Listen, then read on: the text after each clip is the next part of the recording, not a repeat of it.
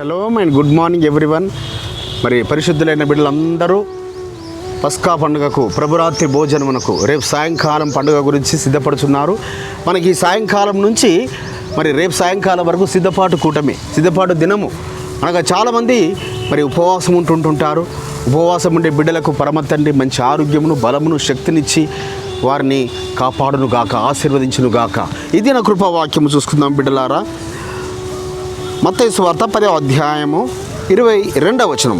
మీరు నా నామము నిమిత్తము అందరి చేత ద్వేషింపబడుదురు, అంతము వరకు సహించిన వాడు రక్షింపబడును.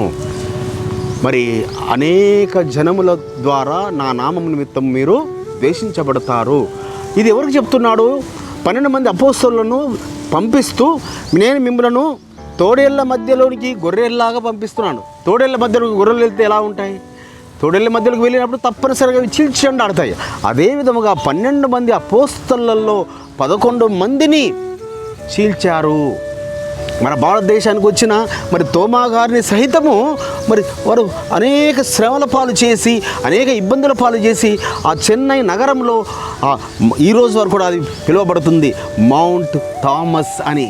ఆ పర్వతానికి ఆయన పేరు పెట్టబడింది బిడ్డలారా. కాబట్టి చెన్నై నగరం ఎంత ధన్యకరమైంది అంటాను నేను, ఎంత దీవెనకరమైంది. మరి ఆ తమిళనాడు రాష్ట్రం ఎంత దీవెనకరమైంది. మరి ఫైనల్గా చెప్పాలంటే మన భారతదేశం ఎంత దీవెనకరమైంది. ముందుగా ఆయన కేరళలోకి, మలబార్ అనే ప్రాంతంలోకి వచ్చారు ఆయన తోమా గారు. సో వచ్చినప్పుడు ఆయనను మరి అనేకులకు ఆయన సువార్త చాటుకుంటూ చెన్నైకి వచ్చేసరికల్లా చెన్నైలో కుట్రదారులు ఆయన చంపారు. సో కాబట్టి మనల్ని కూడా ఆయన పరిశుద్ధ నామము నిమిత్తము మరి మేము రక్షింపబడిన తొలి రోజులలో చాలామంది మనల్ని ద్వేషించారు, మా బంధువులందరూ వెలివేశారు. ఇలాంటివి అనేకులు మీరు ఎదుర్కొంటున్నారు బిడ్డలారా, ఇంకా ఎదుర్కొంటున్నారు అలాంటి శ్రమలు, బాధలు. అయితే మనము ధన్యులమట. ఆయన నామనిమిత్తం మనము శ్రమ పడితే ధన్యులము. ఎందుకనగా ఆయన రాజ్యమును చేరుకుంటాం. మనం ఆయన రాజ్యమునకు వారసులము. ఈ లోకంలో మనం దేశించబడవచ్చు, ఈ లోకంలో తృణీకరించబడవచ్చు. బంధువులు మనల్ని ఎవరి వాళ్ళ ఫంక్షన్లకు పిలవకపోవచ్చు, మన పెళ్ళిళ్ళకు, మన ఫంక్షన్లకు ఎవరు రారు కావచ్చు. కానీ పరలోకంలో జరగబోయే ఆ పెళ్లి కొరకు మనం సిద్ధపడుచున్నాము.